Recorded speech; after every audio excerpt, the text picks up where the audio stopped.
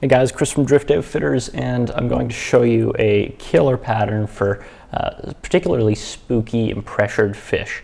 And this is kind of a stealthy version on a pheasant tail that our good friend Ian Troop originally showed us on a stream he did for the shop last year. I thought I would bring it back, show it off once more because I think it's worth showing. It's as I say, just a really good one for slightly more spooky fish, may not be into a brighter bead or hotspot sort of based flies. So hop into it here.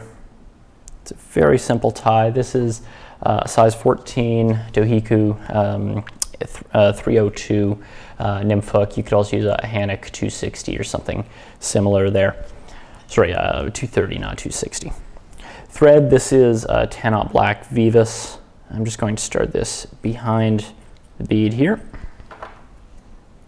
So this is a painted black tungsten bead slotted. This is a 3mm. You could tie it a little bigger, a little smaller to your liking there. And as we've shown before, tying slotted bead onto a standard nymph hook, all you want to do is you kind of push it up to invert it. And with it held there with your finger, you just pile on a few wraps behind to hold it in place. Simple as that, and that will invert any sort of standard nymph hook that you want. I'm going to take my thread back to the bend here. And I'm going to grab a few fibers of, this is dyed brown pheasant tail. Now, you want to go very sparse on this stuff. This clump, this is, I believe I grabbed, looks like 4 fibers there. So I believe Ian's pattern originally called for 3 or 4, no more, no less. Keep it very sparse. Pheasant tail can get kind of thick, and it doesn't move very well when you get into larger clumps. So keep it very sparse. That's really key with these things. Gonna pinch down with a tight wrap off the back there, about shank length for the tail.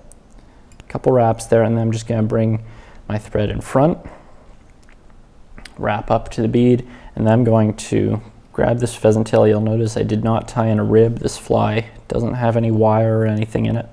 Instead, I'll wrap up, use the rotary function of my vise here, make things a little simpler. And that keeps a really nice small profile on this fly, not having any wire in there and only using those few fibers of pheasant tail. I'm going to snip that off.